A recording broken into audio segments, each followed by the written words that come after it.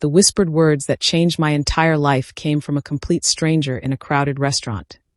Pretend I'm your husband. I'd spent 28 years believing that real love was something that happened to other people. The kind of women who got swept off their feet by mysterious billionaires existed only in movies, not in the real world where I was grinding 16-hour days to keep my small catering business afloat. I thought fairy tales were for people who had time to believe in them. My name is Zara Thompson, and this is the story of how I went from eating dinner alone in a restaurant, worried about making next month's rent, to standing beside a man worth 9 figures as his wife. But the journey between those two moments nearly destroyed us both. You know those moments that split your life into before and after? When everything you thought you knew about yourself gets rewritten in a single heartbeat. Mine happened over a plate of salmon that I'd been saving up to afford for 3 months, in a restaurant I had no business being in, with a man whose world I never imagined I'd enter. I need you to stick with me through this story because what happened next defies everything logical. If someone had told me that night what the next year would bring, I would have laughed them out of that restaurant. But sometimes the most unbelievable stories are the ones that change everything. Let me start from the beginning. I was 28 and stubborn as hell about doing everything myself. My catering business, Thompson's Table, was my baby. I'd built it from nothing after my corporate job laid me off 2 years earlier. Most nights, I was too exhausted to cook for myself, living off the leftover appetizers from whatever event I'd catered that day. But that Tuesday night was different. I'd just landed my biggest contract yet, catering a law firm's annual dinner for 200 people. The deposit alone was enough to cover 3 months of rent on my commercial kitchen space. For the first time in months, I could afford to celebrate.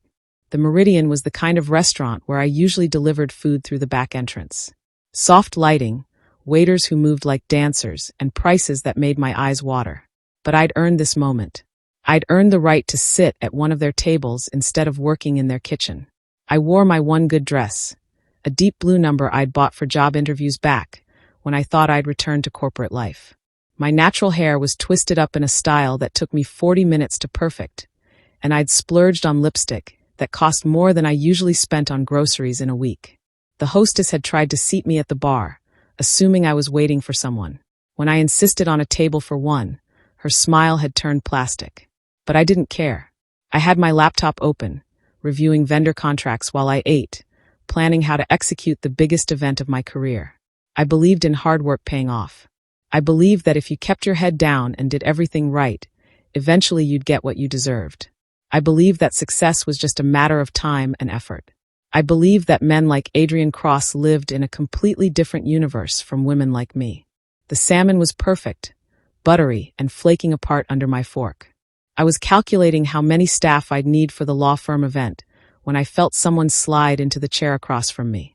My first instinct was to look up annoyed, ready to tell whoever it was that the seat was taken.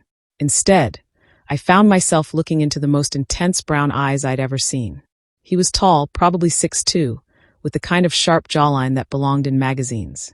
His black hair was perfectly styled, and his charcoal suit probably cost more than my car. But it wasn't his looks that stopped my breath. It was the fear I saw flickering behind those confident eyes. "I'm sorry," he said, his voice low and urgent. "I know this is strange, but I need you to trust me for the next 5 minutes." Before I could respond, he leaned closer, close enough that I could smell his cologne, something expensive and woodsy that made my pulse quicken despite the bizarre situation. "Pretend I'm your husband," he whispered. The words hit me like a physical shock. My fork stopped halfway to my mouth, salmon still balanced on the tines. 100 questions flooded my mind, but before I could voice any of them, I saw what had driven him to my table. 3 men in dark suits had entered the restaurant. They moved with the controlled grace of predators, their eyes scanning every face, every table. Even from across the room, I could feel the danger radiating from them. They weren't looking for a friendly chat. Instinct kicked in before logic could interfere. Maybe it was the genuine fear in this stranger's eyes, or maybe it was the way those men made my skin crawl just by existing in the same space. Whatever it was, I made a choice that would change everything. I smiled at him, the same warm smile I'd give to someone I'd been married to for years. "You're late," I said, loud enough for nearby tables to hear. I was starting to worry. Relief flooded his features, and he reached across the table to take my hand. His fingers were warm, slightly calloused despite his obvious wealth, and when they closed around mine, I felt something electric pass between us. "Traffic was murder," he replied, falling into the role as naturally as breathing. "Forgive me." The men in suits continued their sweep of the restaurant. One of them spoke into an earpiece, and I caught fragments. "Not here. Check the back." My stranger, my pretend husband, squeezed my hand gently, and I squeezed back. We sat there, two complete strangers holding hands and pretending to be in love, while dangerous men hunted him just 30 feet away. The tension stretched like a wire about to snap. My heart hammered against my ribs, but I kept that smile fixed on my face, kept my eyes locked on his. In that moment, we were conspirators, partners in a deception that could save his life. After what felt like hours but was probably only minutes, the suited men moved toward the exit. But they didn't leave immediately. One of them stationed himself by the door, while another took a position near the bar. They were waiting, watching. "They're not going anywhere," he murmured, his thumb brushing across my knuckles in a gesture so intimate it made me shiver. "Who are they?" I whispered back. His jaw tightened. "People who want something I'm not willing to give." That should have been my cue to make an excuse and leave. Any rational woman would have extracted herself from whatever dangerous situation this was. But as I looked into his eyes, I saw something that made me stay. Loneliness. Deep, bone-deep loneliness that I recognized because I carried the same ache. Here was a man who probably had everything money could buy, and he was sitting across from me looking like he hadn't had a genuine conversation in years. It was the same expression I caught in my bathroom mirror some mornings, successful on paper, but hollow inside. "What do you need me to do?" I asked. The question seemed to surprise him. His eyebrows lifted slightly, and for the first time since he'd sat down, his smile became real. "Just keep being yourself," he said. "You're perfect." And in that moment, sitting in a restaurant I couldn't afford, holding hands with a stranger while dangerous men watched from the shadows, I felt something I hadn't experienced in years. I felt chosen. We stayed in that restaurant for 3 hours, and by the time we left, I knew things about Adrian Cross that most people would never guess. His full name was Adrian Marcus Cross, and he was 32 years old. He'd built his fortune in tech, starting with a security software company when he was 23. What began as a college project to protect students' personal data had grown into a billion-dollar empire that helped governments and corporations defend against cyber attacks. But success had made him a target. "The men tonight," he explained quietly, cutting his steak with precision, "they represent people who want my encryption technology. Not to license it legally, but to steal it outright." I pushed my salmon around my plate, trying to process what he was telling me. "Can't you just call the police?" His laugh was bitter. "These aren't street criminals, Zara. They're backed by organizations with resources that make my fortune look like pocket change. The police can't protect someone from threats that cross international borders." That's when I learned that Adrian Cross, for all his wealth and power, lived like a prisoner. He had a team of security personnel who monitored his every move. He couldn't go anywhere without checking in with his head of security, a former Navy SEAL named Marcus Rivera. Even something as simple as dinner out required advanced planning and multiple exit strategies. "So why tonight?" I asked. "Why take the risk?" He was quiet for a long moment, staring down at his hands. "Because I'm tired of living in a cage," he said finally. "I saw you sitting here, completely at peace with yourself, and I remembered what normal felt like." As he talked, I found myself studying his face. There were lines around his eyes that seemed too deep for someone in his early 30s.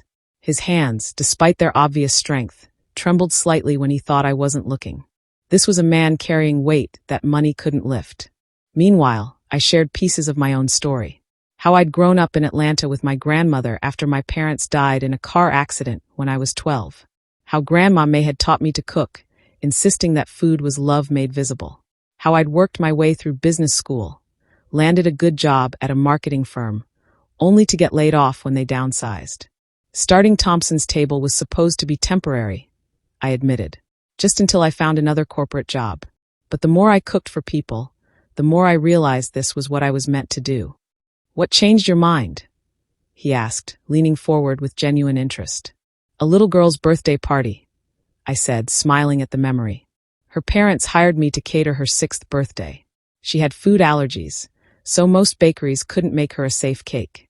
I spent hours researching recipes, testing different ingredients. When I brought that cake to her party and saw her face light up, saw her take that first bite without fear, I knew I'd found my purpose. Adrian listened to every word like I was revealing state secrets. It occurred to me that he probably didn't get many conversations about birthday cakes and food allergies. His world was board meetings and security briefings, and people who wanted things from him. But I wasn't finished sharing. I told him about the law firm contract I'd just landed, how it represented everything I'd worked toward for 2 years, how I'd been eating ramen for 3 weeks to save money for tonight's celebration dinner. "You paid for this meal with money you couldn't afford to spend," he said, and it wasn't a question. Heat flooded my cheeks. Sometimes you have to celebrate the wins, even the small ones. "This isn't a small win, Zara," he said seriously. "Building a business from nothing takes courage most people don't have." The way he said my name made something flutter in my chest, like it meant something coming from his lips. That's when his phone buzzed for the 4th time that evening. Each time, he glanced at it and frowned, but this time he actually picked it up. "I have to take this," he said apologetically. "It's my security team." While he stepped away to take the call, I had a moment to really process what was happening. I was having dinner with a billionaire, an actual billionaire who was being hunted by dangerous people and had chosen me, of all people, to help him hide. It felt surreal, like I'd stepped into someone else's life. When he returned to the table, his expression had changed. The relaxed man who'd been asking about birthday cake recipes was gone, replaced by someone harder, more guarded. "They found my car," he said simply. "Is that bad? It means they know I'm here. Marcus is sending a team to escort us out through the kitchen." Us. He'd said us. "Adrian, you don't need to worry about me," I started, but he cut me off. "Actually, I do." His voice was gentle but firm. "By helping me tonight, you've made yourself visible to them. They'll have photos of you by now, probably your license plate number 2. The blood drained from my face. "What does that mean?" "It means until we figure out who's behind this and why they're escalating their approach, you're not safe going home alone." Before I could fully process what he was saying, 3 men in suits approached our table. But these were different from the ones who'd been hunting Adrian earlier. These moved with military precision. And when the largest one spoke, it was with the kind of authority that made people listen. "Mr. Cross, we need to move. Now." Adrian stood, but instead of leaving me behind like I expected, he held out his hand. "Zara, I know this is crazy, but will you trust me for a little while longer?" I should have said no. I should have insisted I could take care of myself, called an Uber, and gone home to my normal life. But there was something in his eyes that made that impossible. Fear. Not for himself, but for me. I took his hand. What happened next felt like a scene from a movie. We were whisked through the restaurant's kitchen, past startled prep cooks and dishwashers, and out through a service entrance where a black SUV waited with its engine running.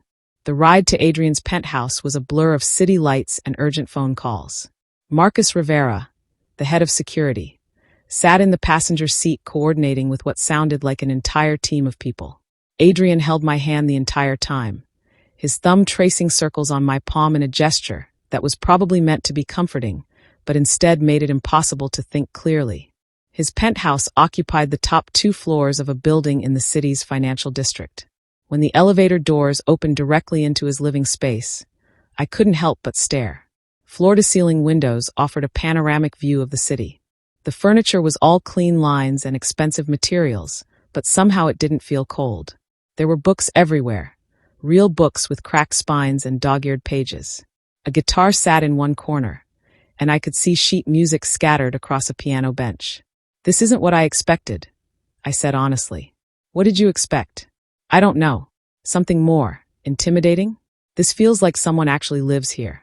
He smiled, and for the first time all evening, it reached his eyes. "I do actually live here, when I'm not hiding in restaurants from men in suits." Marcus appeared with a tablet in his hands and a grim expression. "We've identified 2 of them. Former military, currently employed by Kozlov Industries." Adrian's entire body went rigid. "Viktor Kozlov? Looks that way." I didn't understand the significance of that name, but the way both men reacted told me it wasn't good news. "Who's Viktor Kozlov?" I asked. Adrian and Marcus exchanged a look before Adrian answered. "Someone I thought I'd left in my past." That should have been my first warning that there were pieces of Adrian's story I didn't know yet. important pieces that would change everything I thought I understood about the man I was already starting to care about. But in that moment, standing in his beautiful home while he looked at me like I was something precious he was afraid to break, I chose to trust him completely. It was the first mistake that would nearly cost us everything. I woke up the next morning in a guest bedroom that was larger than my entire apartment, wearing clothes that Adrian had somehow acquired in my exact size while I slept. The black jeans and soft sweater fit perfectly, which should have been romantic, but instead made me wonder exactly how much research his security team had done on me in just a few hours. The smell of coffee and bacon drew me to the kitchen, where I found Adrian standing over the stove, completely focused on what appeared to be the most elaborate breakfast I'd ever seen. He'd changed out of his expensive suit into jeans and a navy Henley that made him look younger, more approachable. "You cook?" I asked, accepting the mug of coffee he handed me. "Badly, but enthusiastically," he admitted. "I figured after everything I put you through last night, the least I could do was attempt to feed you." The eggs were slightly overcooked and the bacon was burned around the edges. But something about watching this billionaire fumble around his own kitchen made my chest tight with affection. He was trying so hard to be normal for me. That's when Marcus appeared with news that shattered the peaceful morning. "They hit your business last night," he said without preamble, holding up his tablet to show me security footage. My blood turned to ice as I watched two men break into my commercial kitchen space. They moved through Thompson's table like they owned it, opening every cabinet, rifling through my files, even checking inside my industrial refrigerators. "Did they take anything?" I asked, my voice barely a whisper. "Not take. Plant." Marcus swiped to another video angle. "Small cameras, listening devices. They want to monitor your communications." The mug slipped from my hands and shattered against the marble floor. Coffee splattered everywhere, but I couldn't move to clean it up.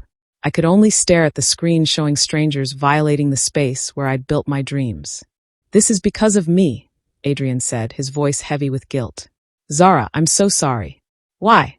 I managed to ask. "Why would they care about my business?" Marcus answered before Adrian could. "Because they know you matter to him now. In their world, that makes you leverage." The word leverage hit me like a slap. I wasn't a person to these people. I was a tool to be used against Adrian. "I need to go check the damage," I said, starting toward the door. "Absolutely not." Adrian caught my arm gently but firmly. "It's not safe. That's my life in there, Adrian. My entire future. I can't just hide up here while they destroy everything I've worked for." The frustration in his eyes told me he understood, but his next words proved how different our worlds really were. "I'll buy you a new kitchen. Better equipment, better location. Whatever you need." I jerked away from him like he'd struck me. "You think this is about money? I think this is about keeping you alive. That business isn't just my job, Adrian. It's everything my grandmother taught me about love and family and taking care of people. You can't just write a check and replace that."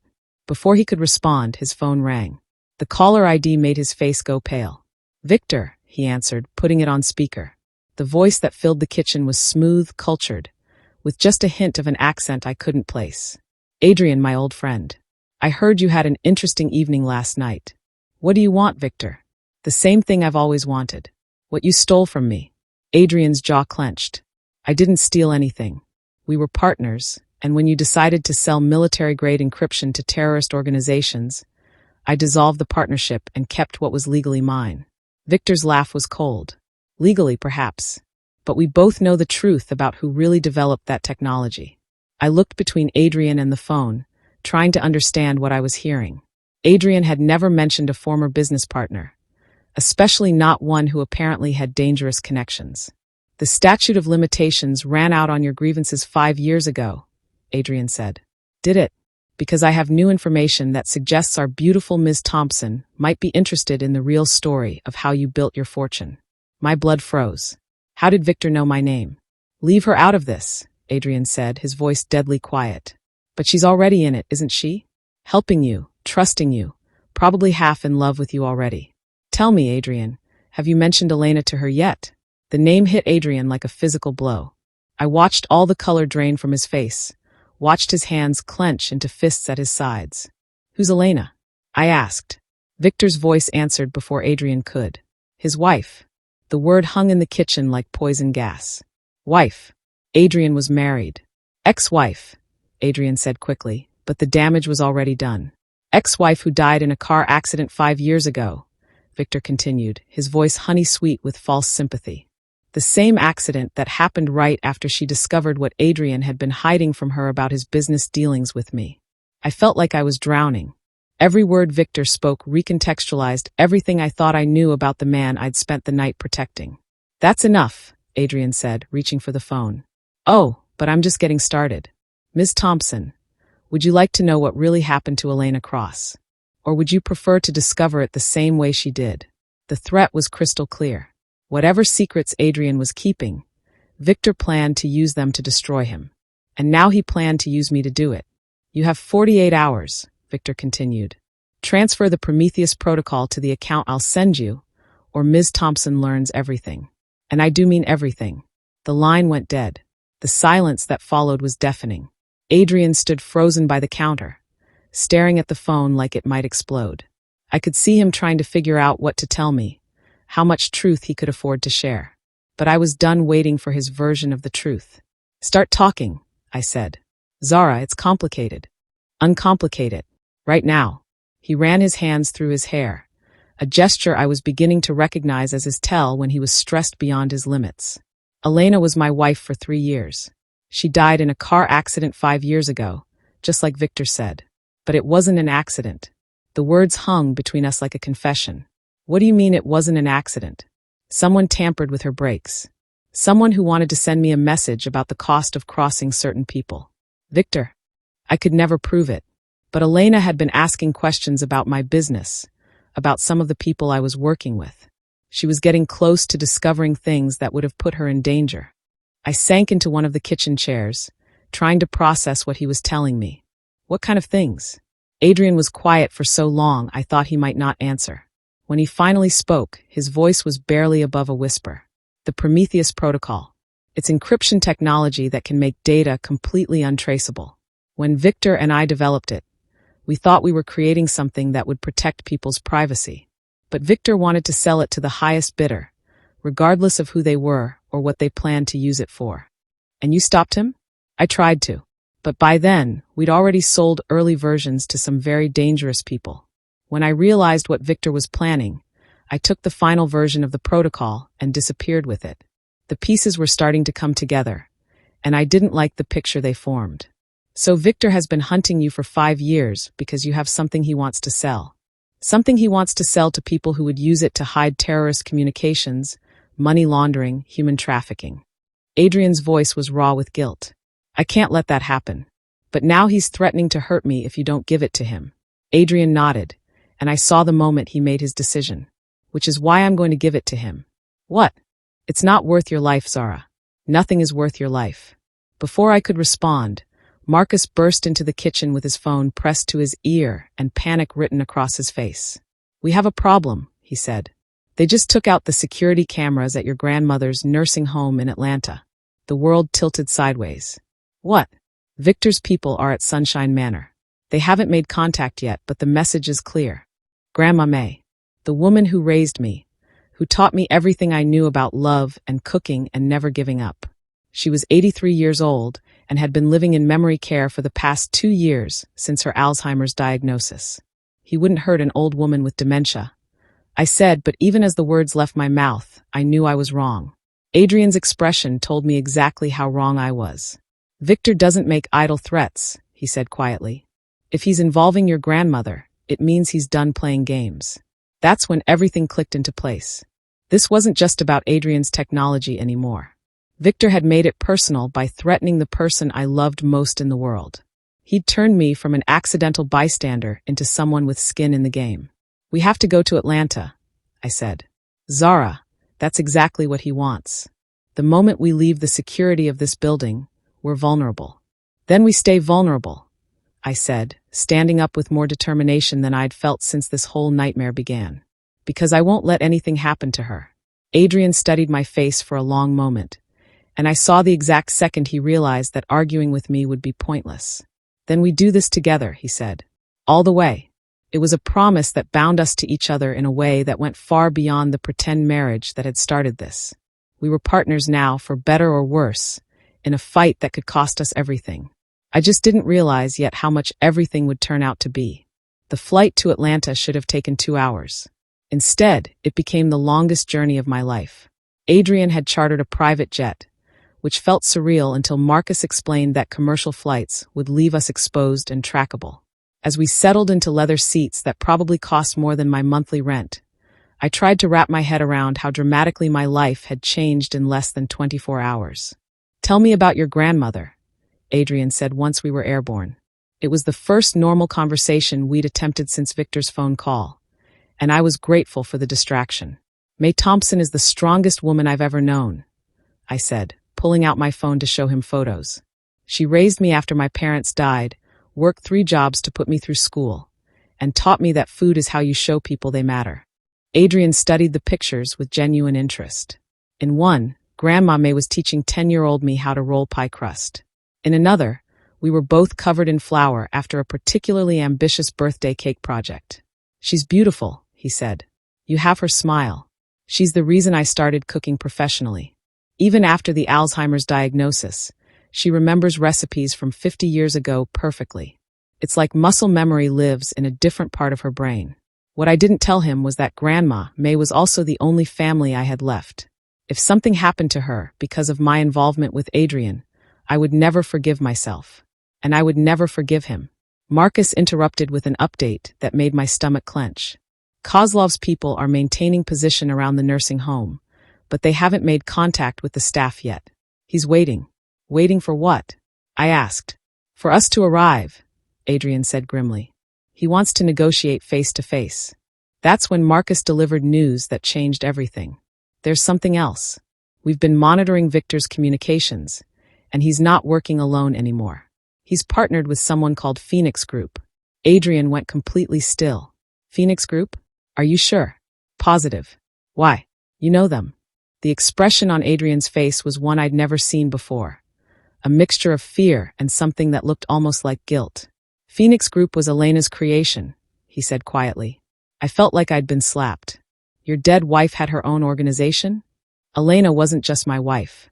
She was a cybersecurity specialist, one of the best in the world. Phoenix Group was her consulting firm." Another piece of information Adrian had conveniently forgotten to mention. I was starting to wonder what else he hadn't told me about his marriage. "And now Victor is working with them?" Marcus asked. "That's impossible," Adrian said, but his voice lacked conviction. "Elena's been dead for 5 years. Phoenix Group dissolved after her death." "Maybe it did," Marcus said, pulling up files on his tablet. "Or maybe someone's been running it in her name." The implications of that statement hit me like a freight train. If Phoenix Group was still operational, it meant either Elena's death hadn't ended her involvement with dangerous people, or someone was using her identity to legitimize their operations. "Adrian," I said slowly, "how much did you really know about your wife's business?" The question hung in the air like an accusation. I watched him struggle with how much truth he was willing to share. "I thought I knew everything," he admitted finally. "But after she died, I found encrypted files on her computer that I could never crack. Communications with people I'd never heard of, financial records that didn't make sense. Did you ever consider that maybe she was investigating Victor without telling you?" Marcus suggested. "Or maybe she was working with him," I said, voicing the fear that was growing in my chest. Adrian's reaction was immediate and fierce. "Elena would never have endangered innocent people. But you said yourself you didn't know everything about her business." "I knew her heart, Zara. I knew the woman I married." There was something in his voice when he said her name that made jealousy spike through me. Even 5 years after her death, Elena Cross still had a hold on him that I was beginning to realize I might never be able to break. The pilot's voice over the intercom interrupted our conversation. "We're beginning our descent into Atlanta. Please prepare for landing." As the plane descended, Marcus coordinated with a local security team. I tried to focus on the logistics of protecting my grandmother, but my mind kept circling back to Elena Cross and all the secrets that seemed to surround her. That's when my phone rang. Unknown number. "Don't answer it," Marcus said immediately. But something made me hesitate. The number looked familiar, though I couldn't place it. "What if it's about Grandma May?" I asked. Adrian nodded reluctantly, and I answered. "Zara Thompson?" The voice was warm, professional, with a slight southern accent. "Yes." My name is Dr. Sarah Chun, and I'm calling from Sunshine Manor. We've had some unusual activity around the facility today, and I wanted to make sure you were aware. Relief flooded through me. Finally, someone official who could tell us what was happening. Is my grandmother safe? I asked.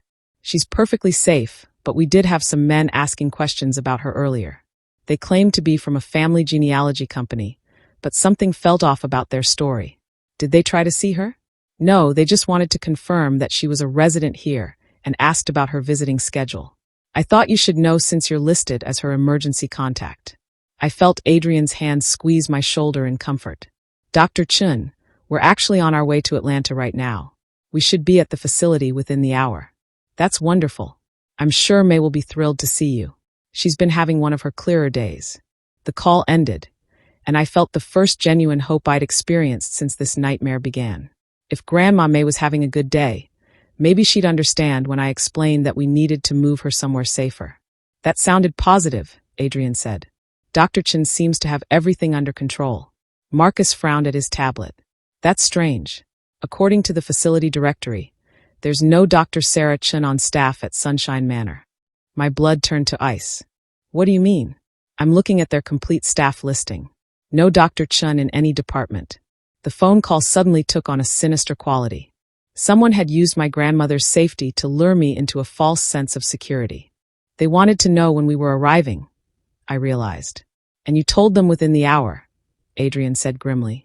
That's when Marcus's phone exploded with incoming calls. He answered the first one with sharp efficiency. Rivera. What? When? Are you sure? His face went pale as he listened to whatever news was coming through his earpiece. We have a problem, he said, ending the call. A major problem. What now? Adrian asked. The local security team I arranged to watch the nursing home.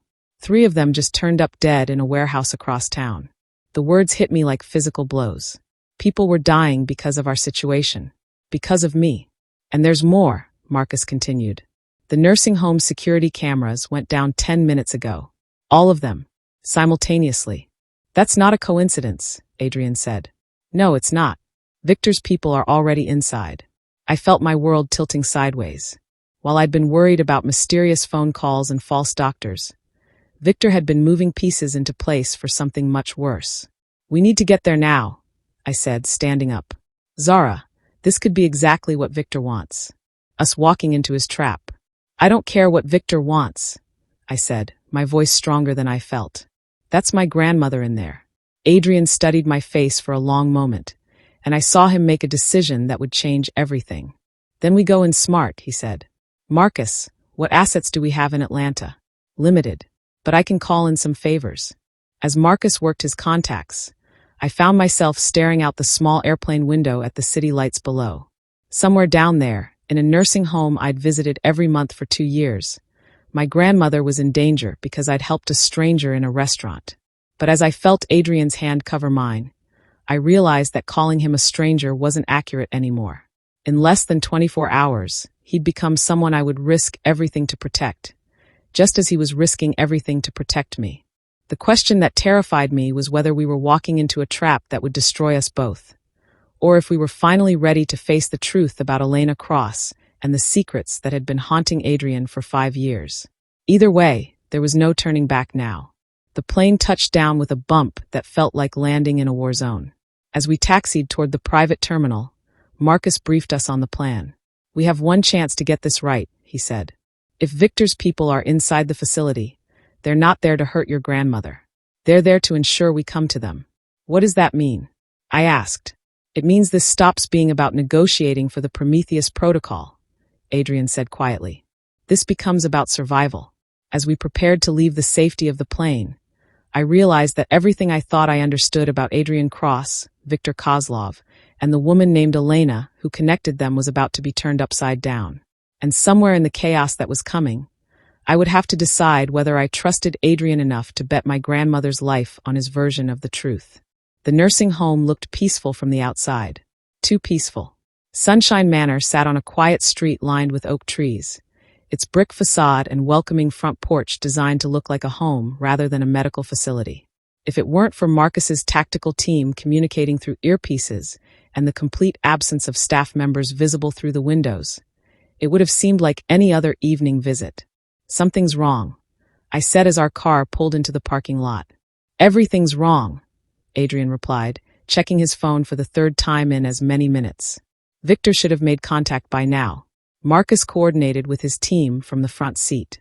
Thermal imaging shows approximately 15 people inside. Most are gathered in the common area on the first floor. Are they residents or Victor's people? I asked. Unclear. But there's been no movement in the past 20 minutes. That's when my phone rang. Victor's number. Zara Thompson. Victor's smooth voice said when I answered. So good of you to join us. Please come inside. Your grandmother is eager to see you. The line went dead before I could respond. He's got her, I said, stating the obvious. Adrian's jaw was tight with tension. We stick to the plan. Marcus and his team create a distraction at the back entrance while we go in the front. Quick extraction, no heroics. But as we approached the building, I realized nothing about this situation was going to go according to plan. The front door was standing wide open.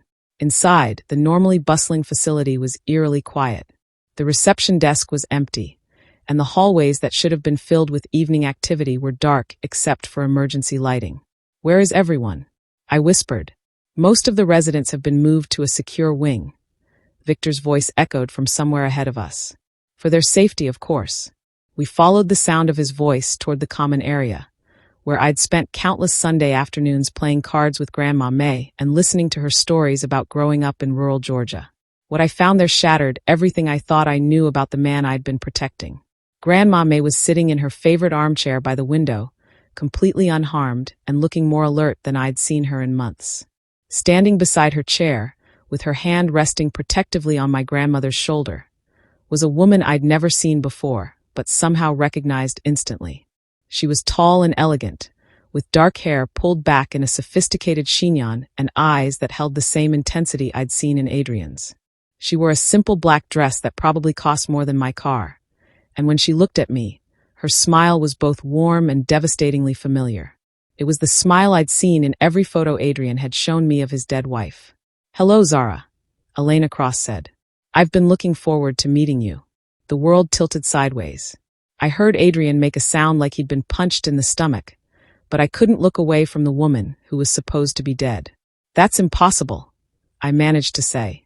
Many things are possible when you have the right motivation, Elena replied, her voice carrying a slight accent that made her sound exotic and dangerous. Victor stepped out of the shadows by the fireplace, and I realized he was younger than I'd expected, probably close to Adrian's age, with the kind of casual confidence that came from always being the smartest person in the room. Zara, Adrian, please sit down.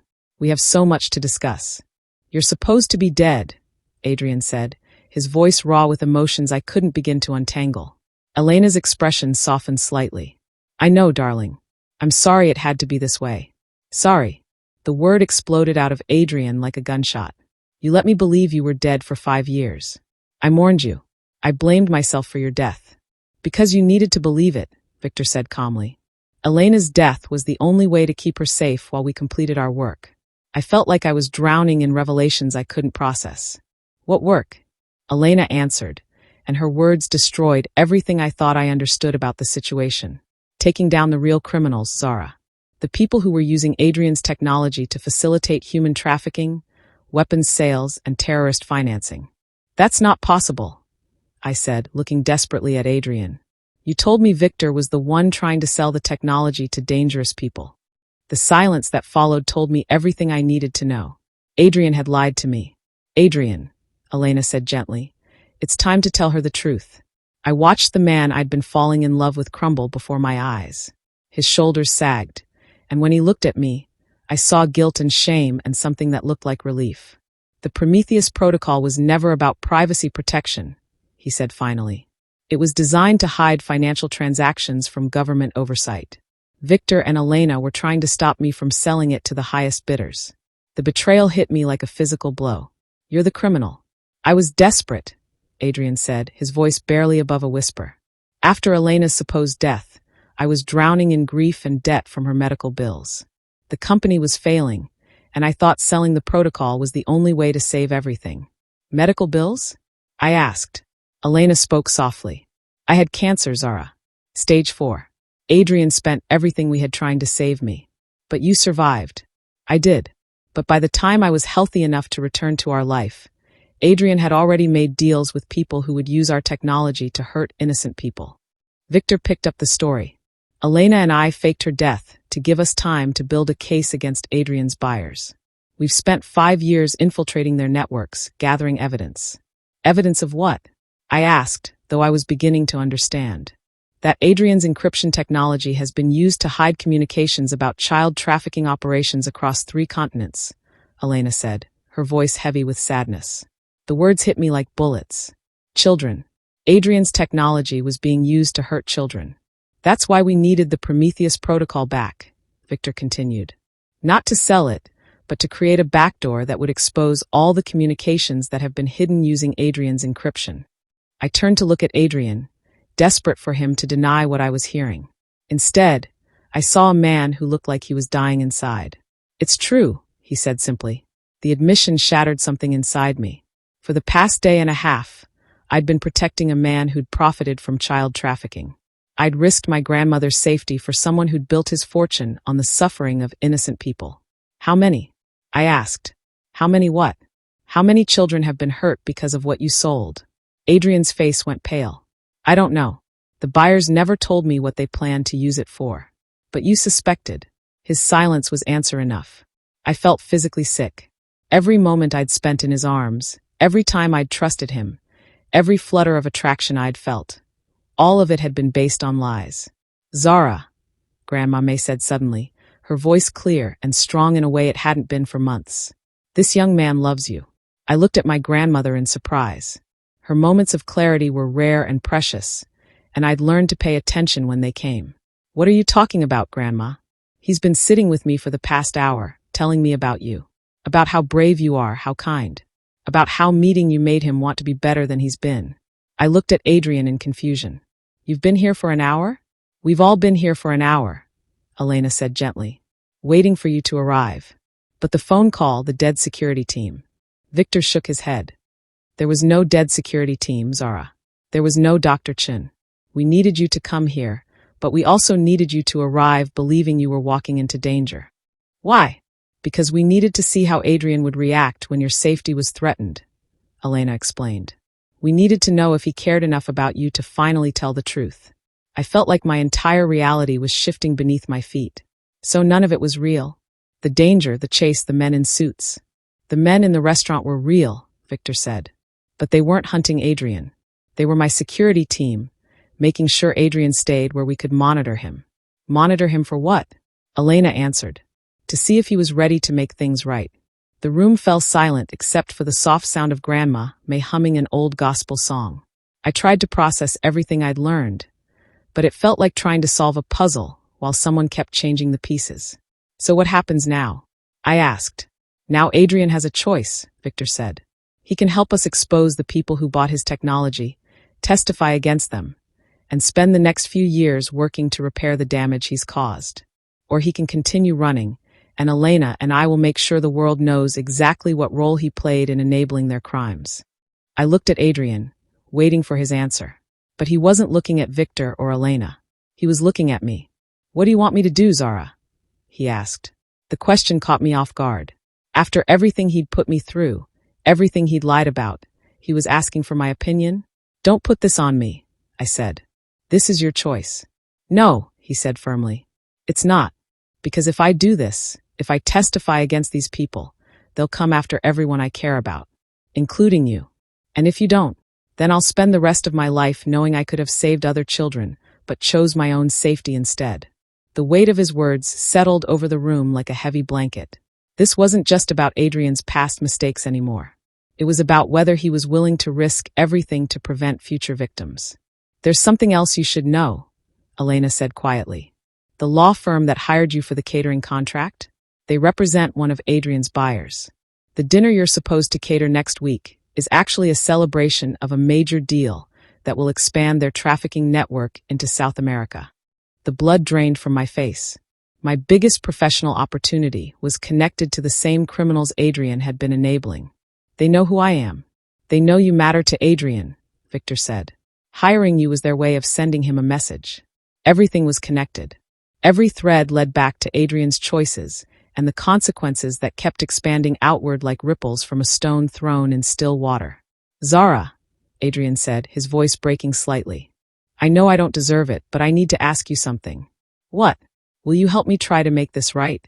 The question hung in the air between us. After everything he'd put me through, all the lies and deceptions and half-truths, he was asking me to stand with him as he tried to atone for his mistakes. I looked around the room, at Elena, who'd sacrificed 5 years of her life to fight for justice, at Victor, who'd risked everything to protect innocent children, at my grandmother, who was looking at me with the kind of clear-eyed wisdom that cut through all pretense, and at Adrian, who was finally telling the truth about who he really was and what he'd done. If I help you, I said slowly, what does that make me? It makes you the person who helped stop them, Elena said simply. The choice was mine. Walk away from Adrian and return to my safe, predictable life, or step into a world of danger and uncertainty in service of something larger than myself. I thought about the children I'd never met whose suffering had funded Adrian's fortune. I thought about the birthday cake I'd made for a little girl with food allergies, and how her smile had reminded me that some things were worth any risk. Okay, I said finally, but we do this my way.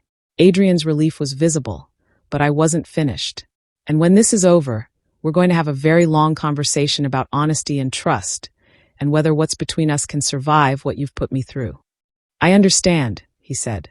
What I didn't say was that I was no longer sure I understood anything about my own feelings. The man I'd been falling in love with had turned out to be someone completely different than who I thought he was. But maybe that meant I could fall in love with who he really was, if he proved himself worthy of that chance. Either way, there was no going back to my quiet life now. I was part of this story, for better or worse, until it reached its conclusion. The plan started falling apart the moment we left the nursing home. We'd spent 3 hours at Sunshine Manor developing what seemed like a foolproof strategy. Elena and Victor had 5 years of evidence against Adrian's buyers, but they needed his cooperation to make the charges stick. Adrian would wear a wire to the law firm's celebration dinner, the same event I was supposed to cater, and record confessions that would put these people away forever. It seemed so simple, so clean. I should have known better. The first sign of trouble came 12 hours later, when I arrived at my commercial kitchen to prep for what I thought would be the most important catering job of my career. Instead, I found Marcus waiting in the parking lot with an expression that made my stomach drop. Don't go in there, he said immediately. What happened? They destroyed everything. The words didn't compute at first. Destroyed everything? My kitchen was my life, my future, the physical manifestation of every dream I'd worked toward for 2 years. But when Marcus unlocked the door and I saw the devastation inside, I understood exactly what he meant. They hadn't just vandalized my space. They'd systematically destroyed every piece of equipment I owned. Industrial mixers smashed beyond repair. Ovens torn apart and left in pieces. Refrigeration units slashed open, their contents rotting on the floor in pools of spoiled milk and melted ice cream. But it was the walls that broke my heart. Someone had spray-painted messages across every surface. Child trafficker's whore. Blood money baker. Grandma's next. How did they know? I whispered. Marcus pulled up security footage on his tablet. They've been watching you for weeks, not days. This was planned long before you ever met Adrian. The footage showed me arriving for work 3 weeks ago, completely oblivious to the black sedan parked across the street. It showed me leaving late one night, unaware of the man following me home. It showed me visiting Grandma May, never noticing the cameras recording my license plate number. They've been building a file on you since Adrian first showed interest in legitimate business practices, Marcus continued. The moment he started questioning his buyer's real activities, they identified you as potential leverage. But I didn't even know Adrian 3 weeks ago. No, but he knew about you. He'd been eating at restaurants near your catering events for months, trying to work up the courage to approach you. The revelation hit me like a physical blow. Even our first meeting hadn't been the coincidence I'd believed it was. Adrian had been watching me, studying me, planning our encounter. How much of it was real? I asked. Marcus's silence was answer enough. My phone rang before I could process the full implications of what I'd learned. Unknown number, but I recognized the voice immediately when I answered. Ms. Thompson? This is Robert Caldwell from Caldwell, Morrison and Associates. The law firm. The one that was supposed to pay me enough money to keep Thompson's table afloat for 6 months. The one that represented child traffickers. Mr. Caldwell, I managed to say. I'm calling about tonight's event. I'm afraid we're going to have to cancel your services. Cancel? But the event is in 4 hours. Yes, well, we've received some disturbing information about your recent associations. We can't have someone with your connections representing our firm. What connections? Your relationship with Adrian Cross, of course. We're aware of the charges being filed against him, and frankly, Ms. Thompson, we're disappointed that you didn't disclose your involvement with someone under federal investigation. Federal investigation. The words made my blood run cold. What charges? Money laundering, conspiracy to facilitate human trafficking, obstruction of justice. The FBI raided his penthouse this morning. The phone slipped from my hands and clattered to the floor. Adrian was under arrest. The man I'd agreed to help, the man I'd risked everything for, was sitting in a federal holding cell while I stood in the ruins of my destroyed business. Marcus picked up my phone and ended the call. Zara, we need to get out of here. Now. Why? What's happening? Because the story about Adrian's arrest is about to hit the news, and your name is going to be mentioned as his known associate. As if summoned by his words, my phone started buzzing with incoming calls. Reporter after reporter, asking for comments about my relationship with Adrian Cross and whether I'd profited from his criminal activities. I need to call Elena, I said, fumbling for Victor's number. When Elena answered, her voice was tight with stress. Zara, thank God. Are you safe? Safe. Adrian's been arrested, my business is destroyed, and reporters are calling me a criminal. How is any of this safe? The arrest wasn't part of the plan, Elena said quickly. Someone leaked information to the FBI before we were ready. Who? We think it was Adrian's buyers. They're cutting ties, making him the fall guy for everything. The implications hit me like a freight train. So he's going to prison for their crimes? Unless we can prove his cooperation was legitimate. But Zara, there's something else. The leak included information about your involvement. They're painting you as Adrian's accomplice. But I didn't do anything wrong. It doesn't matter. In the court of public opinion, you're guilty by association. That's when Marcus grabbed my arm. We have to go. Local news van just pulled up outside. I looked through the window and saw a perfectly coiffed reporter setting up for a live broadcast in front of my destroyed kitchen. The cheerin at the bottom of the screen read, "Local caterer linked to trafficking scandal." Where am I supposed to go? I asked Elena, panic rising in my throat. Nowhere is safe right now. They've frozen Adrian's assets, which means we can't access the resources we need to protect you. What about Victor's people? Victor's in hiding. The FBI thinks he's Adrian's partner instead of the person trying to stop him. I felt the walls closing in around me. In less than 48 hours, I'd gone from successful small business owner to public pariah with nowhere to run and no one to trust. There's more, Elena said, and I could hear her crying. They're threatening to revoke your grandmother's Medicare coverage. Something about investigating financial fraud related to how you've been paying for her care. But I pay for her care with money from my business. Legal money. They're claiming you've been laundering Adrian's payments through Thompson's table. The nursing home has already been contacted by federal investigators. The cruelty of it took my breath away. They were going after an 83-year-old woman with Alzheimer's to punish me for helping someone I'd believed was trying to do the right thing. Elena, I can't fight this. I don't have the money for lawyers or the connections to clear my name. I'm just a caterer who helped the wrong person. You helped the right person, she said firmly. Adrian may have made terrible choices in the past, but he was trying to make amends. That has to count for something. Does it? Because from where I'm standing, it looks like trying to help him has cost me everything. As if to prove my point, my phone buzzed with a text from my landlord. The building owner had seen the news and was terminating my lease immediately. I had 24 hours to remove my belongings, or they'd be disposed of. I have to go, I told Elena.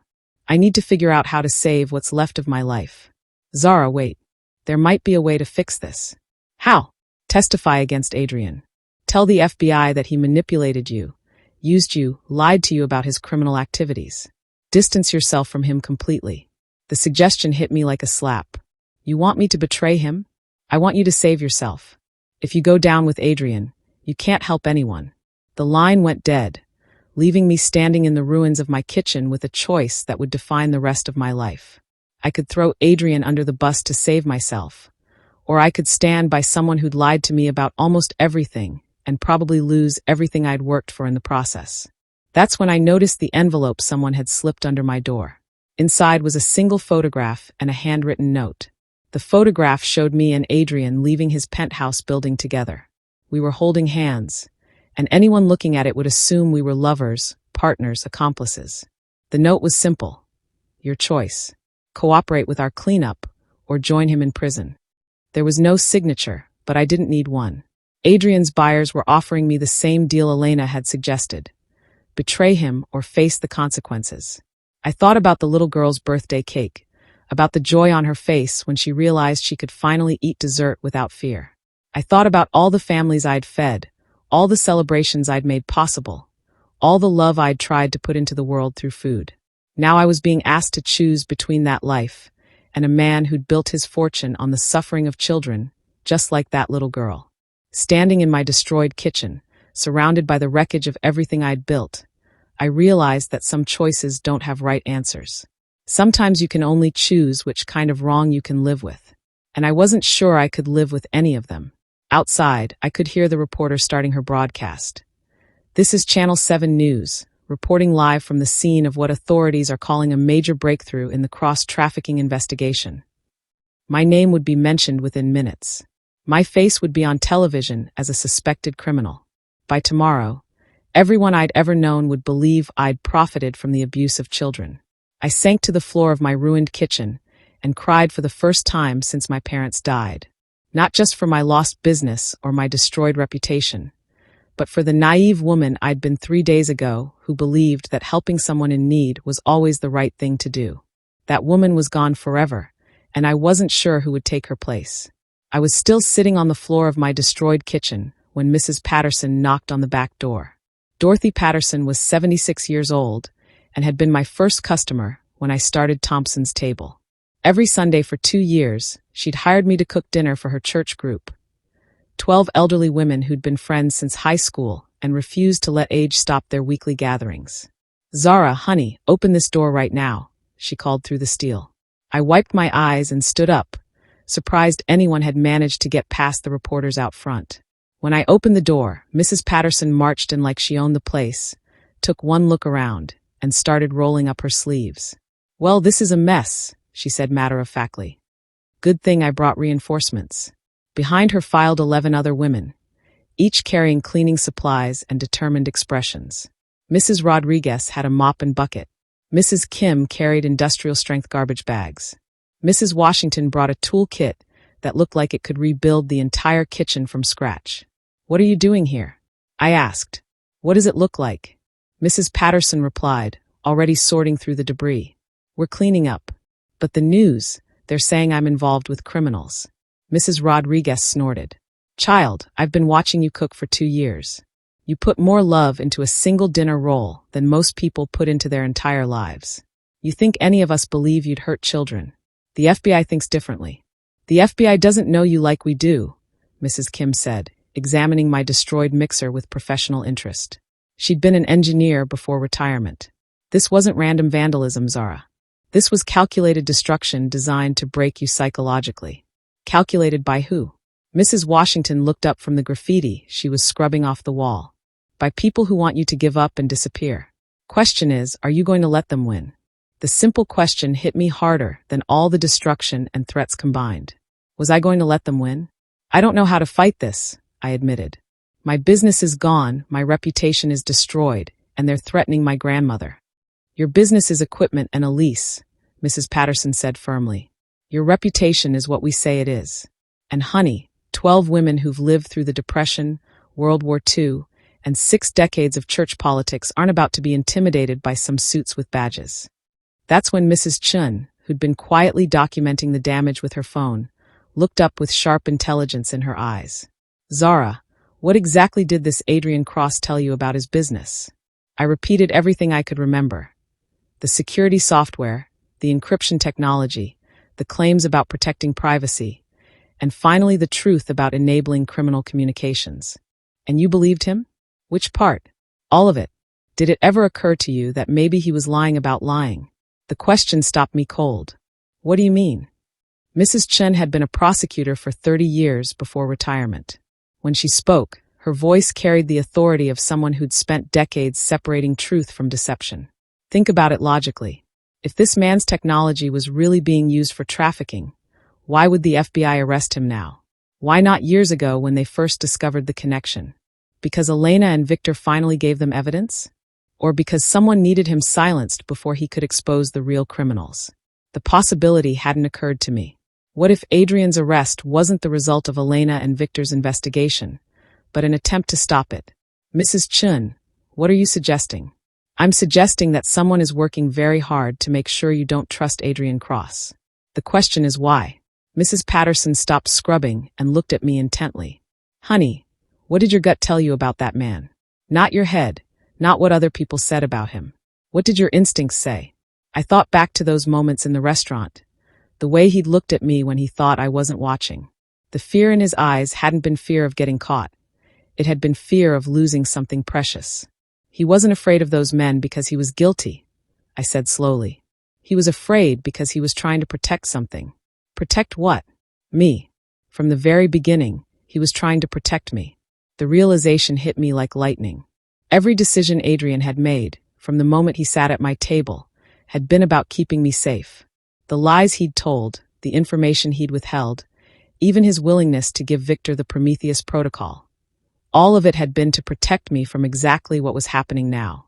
Mrs. Chun, I said urgently, how do I get in touch with Adrian? You don't. He's in federal custody, and they're not allowing visitors. Then how do I find out the truth? That's when Mrs. Washington spoke up from across the room. Child, sometimes the truth finds you. She was holding something she'd found wedged behind my destroyed refrigerator. A small device that looked like a USB drive, but with blinking lights along one edge. This was hidden pretty well, she said, handing it to me. Whoever put it there wanted to make sure you'd find it eventually, but only if you were really looking. The device was warm to the touch and felt heavier than it should have.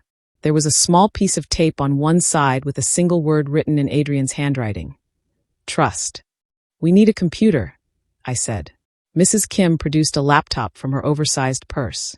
Always prepared, she said with a wink. When I plugged in the device, a single video file appeared on the screen. The timestamp showed it had been recorded 3 days ago, the morning after I'd met Adrian. His face appeared on screen, and I could see he was in his penthouse office. But he looked different than I remembered, younger somehow and desperately serious. Zara, his recorded voice said, if you're watching this, it means something has gone wrong with our plan to expose Victor's buyers. I need you to know the truth about everything, because I won't be able to tell you myself. My heart started racing. Whatever Adrian was about to reveal would change everything I thought I understood about the past 3 days. My name is Adrian Cross, and I am an undercover federal agent. I have been for the past 6 years. The words hit me like a physical blow. Agent. Not criminal. Not even reformed criminal. Agent. The Adrian Cross who built a fortune selling encryption technology to criminals never existed. That was my cover identity, carefully constructed by the FBI to infiltrate a network of traffickers who'd been operating for decades. The room around me seemed to dissolve as Adrian continued talking. Elena Cross was my partner, not my wife. She's Agent Elena Vasquez, one of the best cybersecurity specialists the Bureau has ever trained. Her supposed death 5 years ago was part of our deep cover operation. Viktor Kozlov is our target, not our ally. He's the head of an international trafficking network that's been using legitimate businesses as fronts for moving children across borders. The Phoenix Group isn't Elena's consulting firm. It's Victor's organization, and Elena has been working to expose it from the inside. I felt like I was drowning in revelations. Everything I thought I knew was backwards. The reason Victor involved you, Zara, is because our investigation discovered that your catering business was being used without your knowledge. The law firm that hired you? They're Victor's legal team. The celebration dinner you were supposed to cater? It was a planning meeting for expanding their operations into South America. Mrs. Patterson gripped my shoulder as Adrian's recorded image continued. You were never bait, Zara. You were a target. Victor's people have been watching you for months, planning to frame you as a money launderer. Your legitimate business success made you the perfect patsy. But then I met you, and everything changed. You weren't supposed to be brave enough to help a stranger. You weren't supposed to be strong enough to question my story. And I wasn't supposed to fall in love with you. The last words made my breath catch. Fall in love with me? By the time we realized how deep Victor had pulled you into his web, it was too late to extract you safely. So Elena and I made a choice. We broke protocol to try to save you, even if it meant compromising our investigation. The video showed Adrian running his hands through his hair, a gesture I now recognized as his tell when he was struggling with impossible decisions. If something happens to me, if Victor moves against me before we can complete the mission, I need you to know that everything I felt for you is real. The protection, the fear, the way you made me remember what normal felt like, all of it was real. There's evidence on this drive that will clear your name and expose Victor's entire network. But Zara, using it will put you in more danger than you can imagine. Victor has resources and connections that reach into every level of government. So I'm giving you a choice. You can take this evidence to the FBI field office downtown and ask for Agent Sarah Martinez. She's our handler, and she'll know what to do with it. You'll be safe, your grandmother will be protected, and your name will be cleared. Or you can walk away, disappear, start over somewhere Victor can't find you. Either choice is okay with me, as long as you're alive to make it. The video ended with Adrian looking directly into the camera. Whatever you choose, know that meeting you changed everything for me. You reminded me that there are still people worth protecting, causes worth fighting for. You gave me hope when I'd forgotten what that felt like. I love you, Zara Thompson, and I'm sorry for every lie I had to tell to keep you safe. The screen went black, leaving me staring at my own reflection in the laptop monitor. 12 elderly women waited in silence while I processed everything I'd learned. Adrian wasn't a criminal trying to atone for his past. He was an agent who'd risked his cover to protect me. Elena wasn't his former wife seeking justice. She was his partner, and they'd both sacrificed their mission to keep me alive. So, Mrs. Patterson said finally, what are you going to do? I looked around my destroyed kitchen, at the women who'd shown up to clean up my mess without question, at the evidence that could clear my name and expose real criminals. I'm going to finish what Adrian started, I said. Even if it's dangerous? Especially because it's dangerous. Because somewhere out there, children are being hurt by people who think they're untouchable. And I'm not going to hide while that continues. Mrs. Chen smiled. That's my girl. So what's the plan?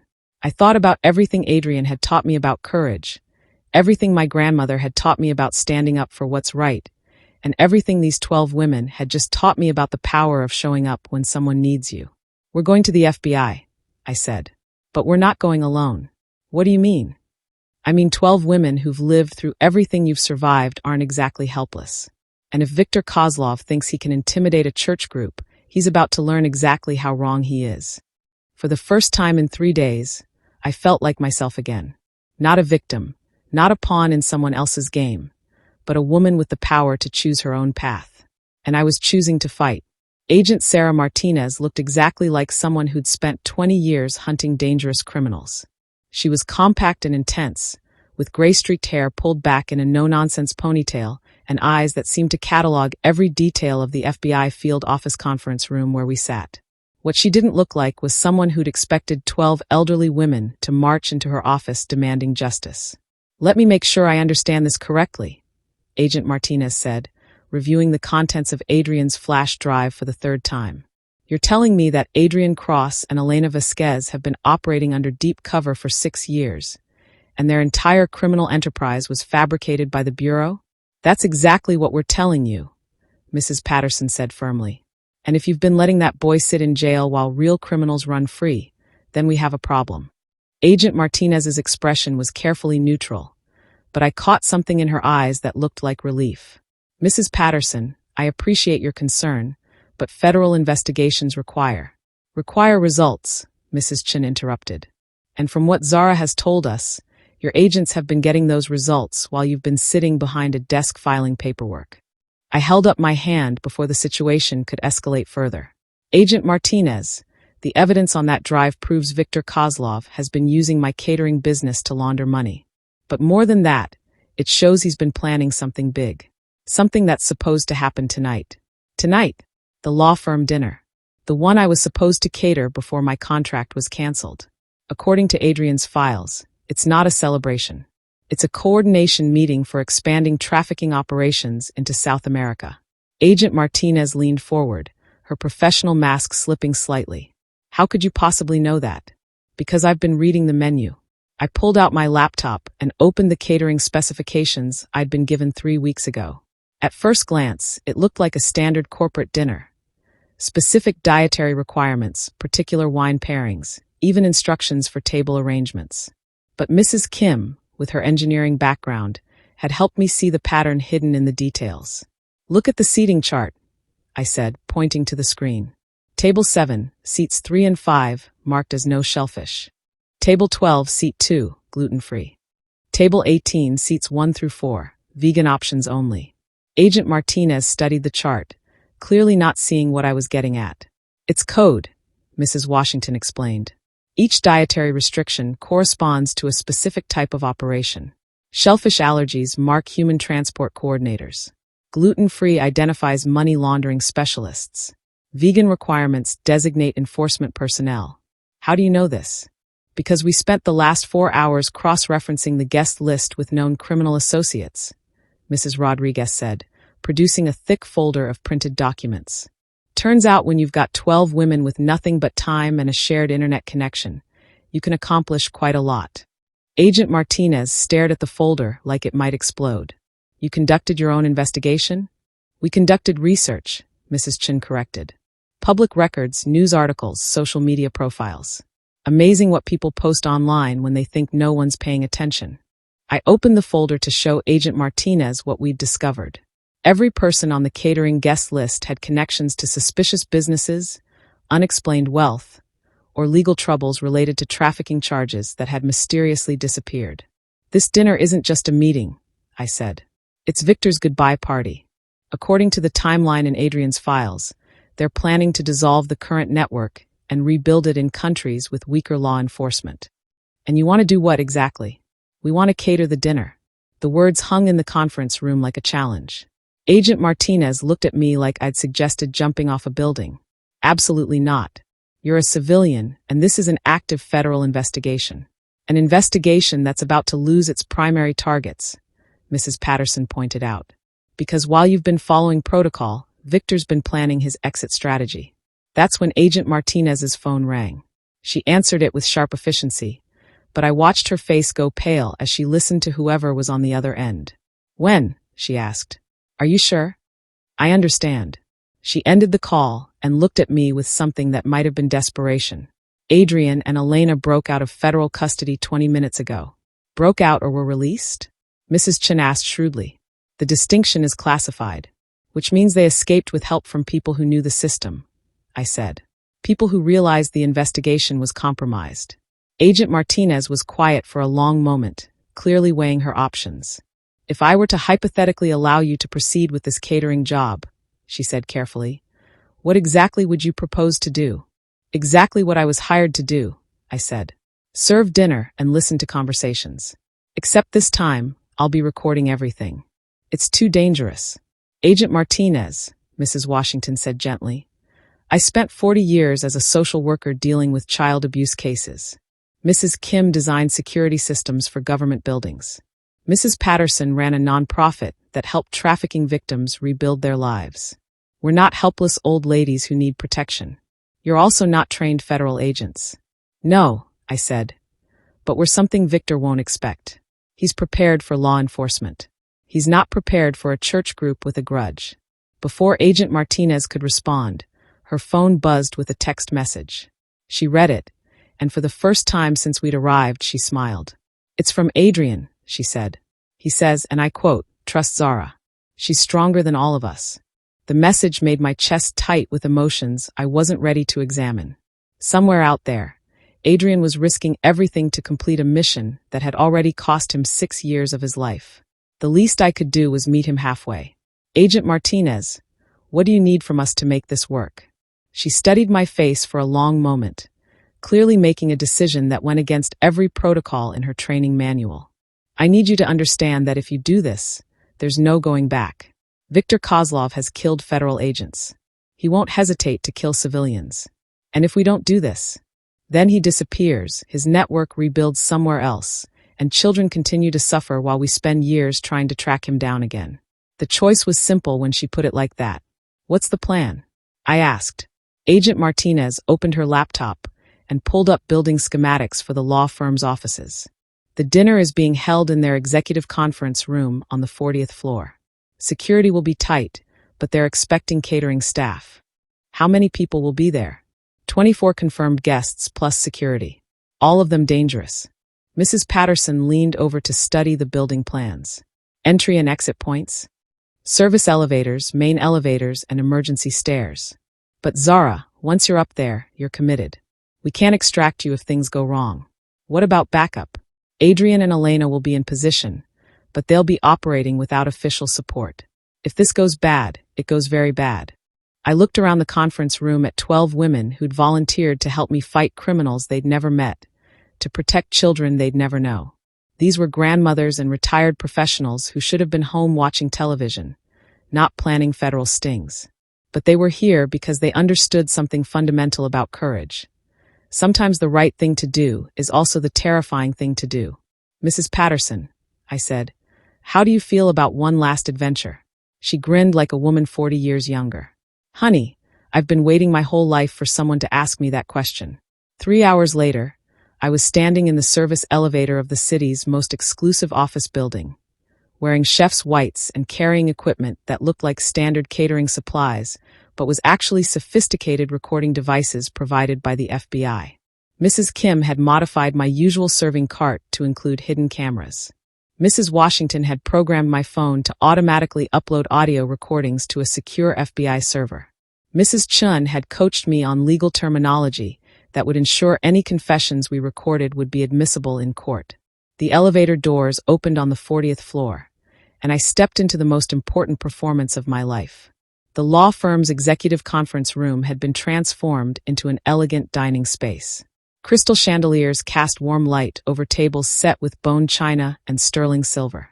If I hadn't known what these people really were, I might have been impressed by their sophistication. Viktor Kozlov stood near the floor-to-ceiling windows, holding court with a group of men in expensive suits. He was exactly as I'd imagined, handsome in a dangerous way, with the kind of confidence that came from never facing consequences for his actions. He noticed me immediately. Ms. Thompson, he said, approaching with a smile that didn't reach his eyes. How unexpected to see you here tonight. Mr. Kozlov, I was asked to provide service for this evening's event. Were you indeed? And here I thought your business had suffered some unfortunate setbacks. The implied threat was clear, but I kept my expression neutral. I don't let setbacks stop me from fulfilling my commitments. How admirable. Tell me, have you heard from your friend Adrian recently? No, sir. I've been told he's in federal custody. Victor's laugh was cold. Ah, but that's where you're wrong. Mr. Cross is very much at large.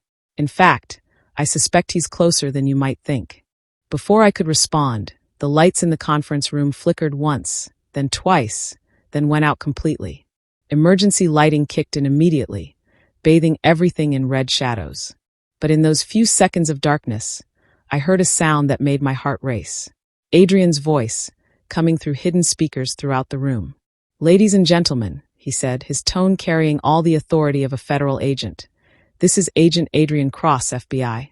You are all under arrest for conspiracy to commit human trafficking, money laundering, and organized crime. The chaos that followed was immediate and terrifying. Men shouted orders, chairs overturned, and somewhere in the darkness, someone was screaming instructions in a language I didn't recognize. But through it all, I could hear Victor's voice, calm and deadly. Ms. Thompson, he called out, I believe your boyfriend has made a mistake.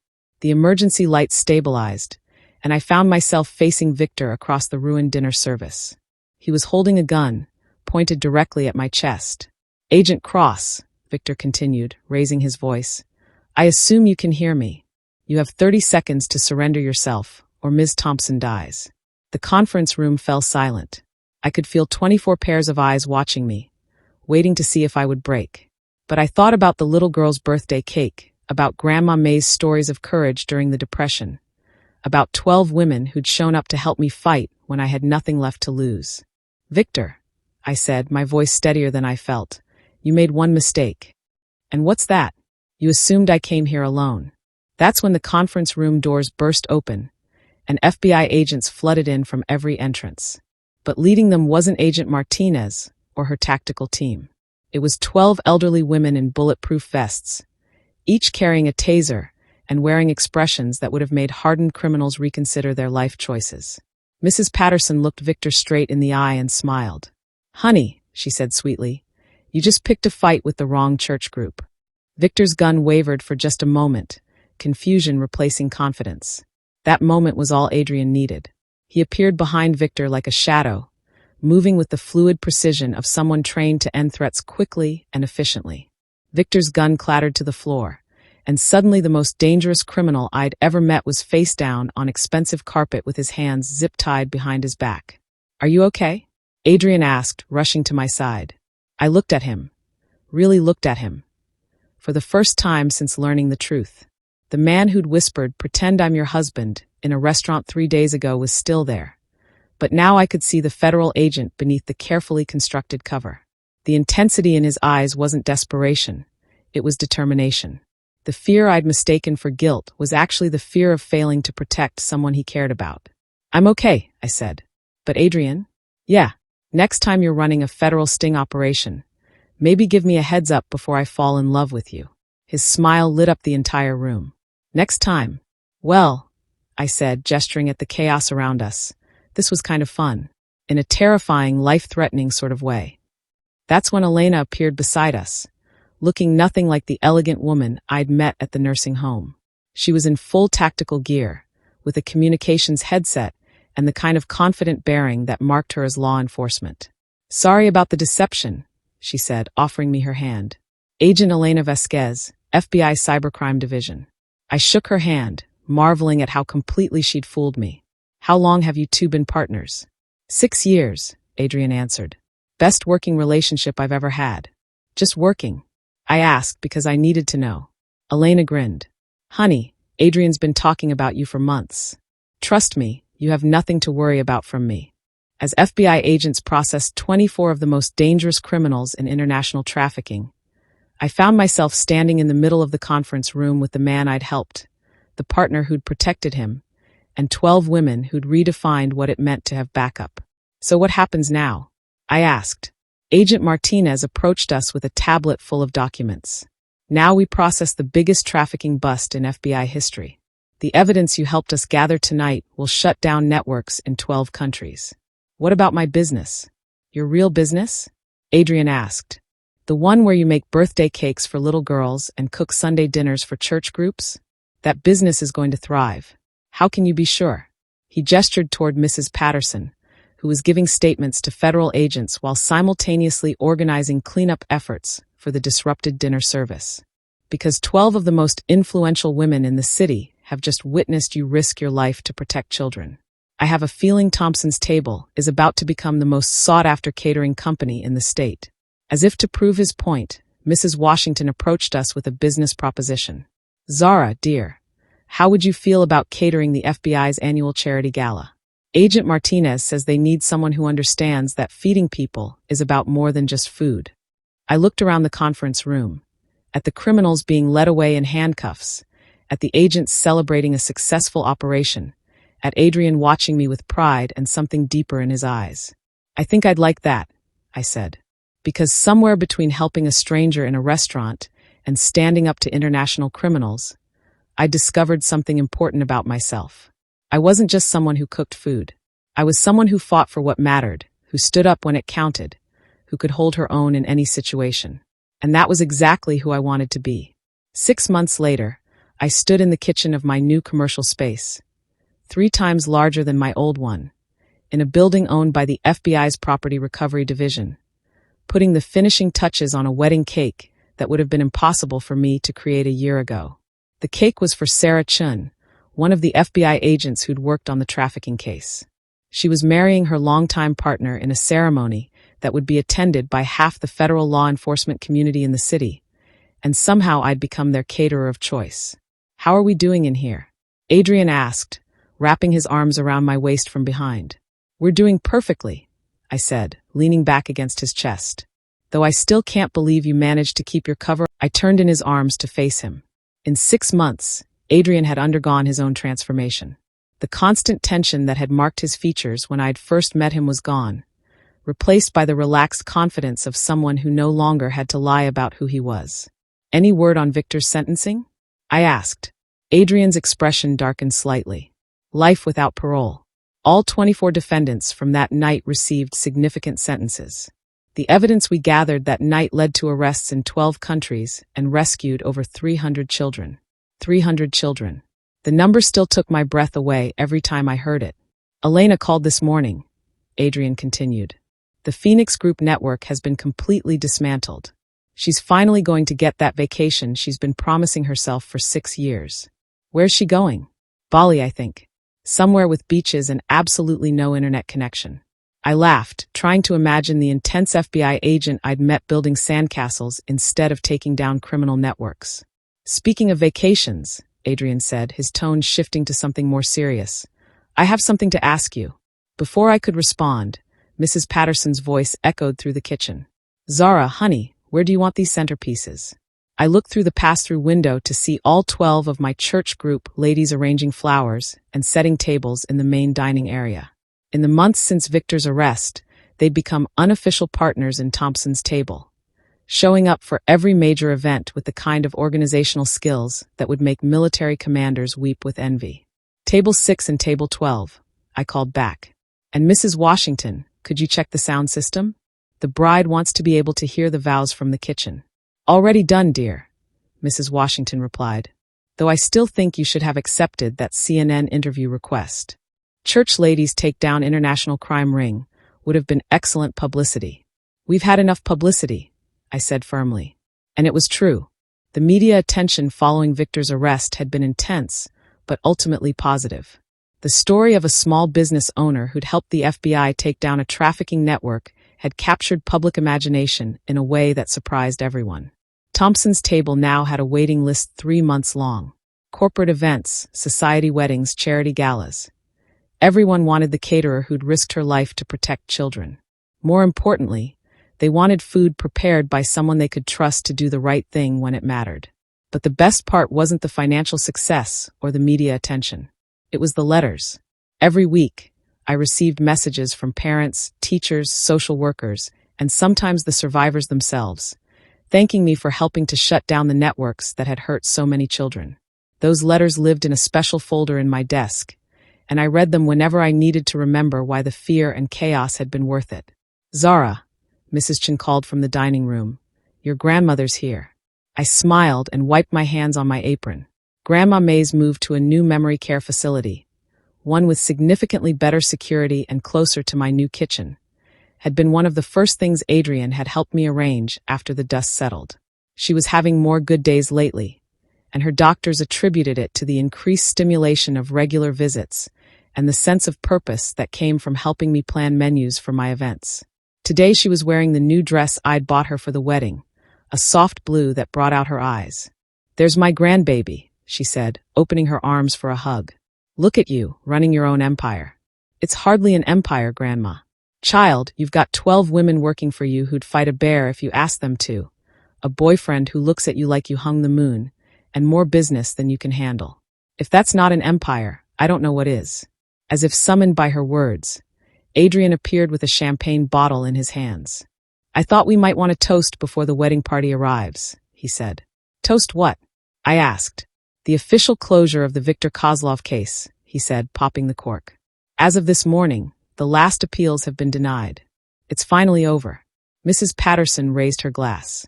"To Zara Thompson, who proved that the right person in the right place at the right time can change the world." "To all of us," I corrected, because I couldn't have done any of this alone. As we clinked glasses, I felt a sense of completion that I'd never experienced before. Not just because we'd stopped Victor, or because my business was thriving, but because I discovered something fundamental about myself in the process. I was capable of more than I'd ever imagined.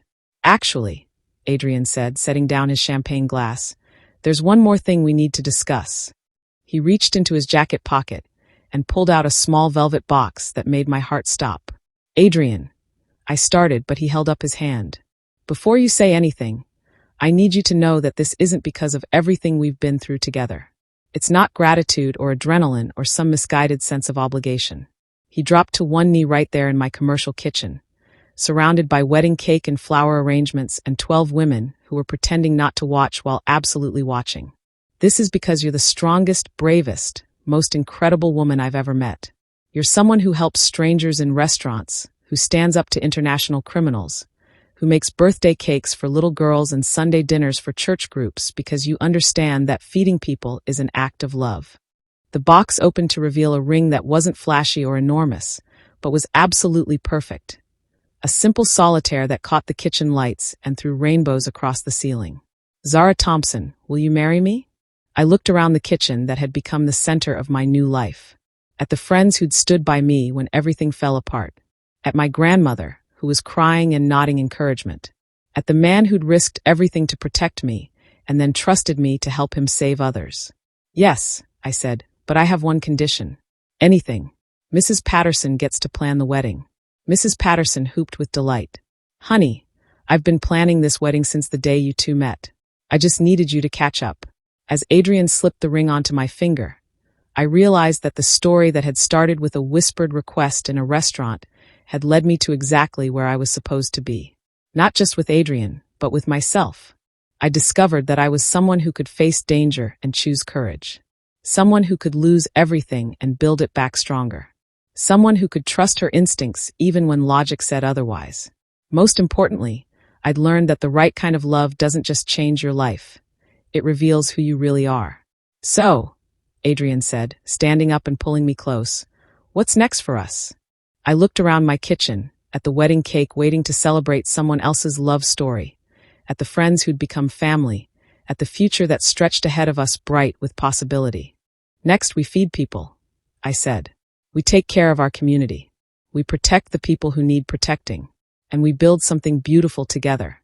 "Sounds perfect," he said, and kissed me while 12 women cheered and my grandmother laughed with pure joy. 6 months ago, I'd been a struggling caterer eating dinner alone, worried about making rent and wondering if I'd ever find someone who understood that feeding people was about more than just food.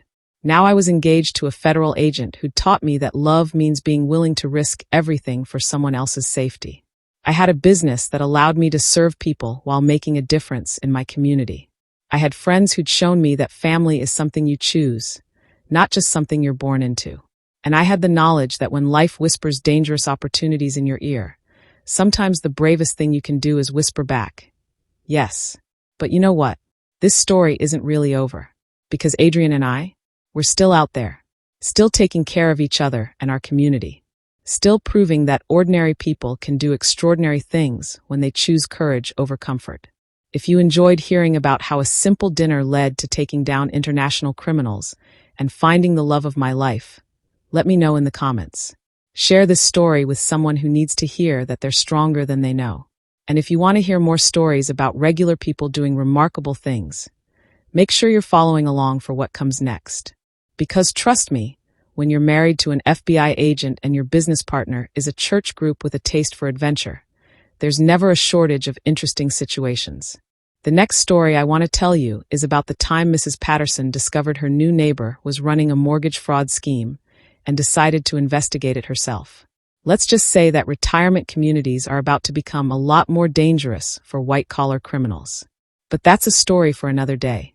For now, I'm going to finish this wedding cake, marry the man who taught me that the best kinds of love stories start with choosing to help a stranger, and continue building a life that proves every day that food, family, and fighting for what's right are the ingredients for a story worth living. Thank you for being part of this journey with me. Here's to whispered requests that change everything, church ladies who could run the CIA, and the beautiful chaos that happens when you choose to say yes to love, even when it comes disguised as danger. Until next time, keep feeding people. Keep standing up for what matters. And remember that you never know when helping a stranger might turn into the greatest adventure of your life. This is Zara Cross. Yes, I took his name, Fight Me, reminding you that the best stories always start with someone brave enough to trust a stranger. See you next time.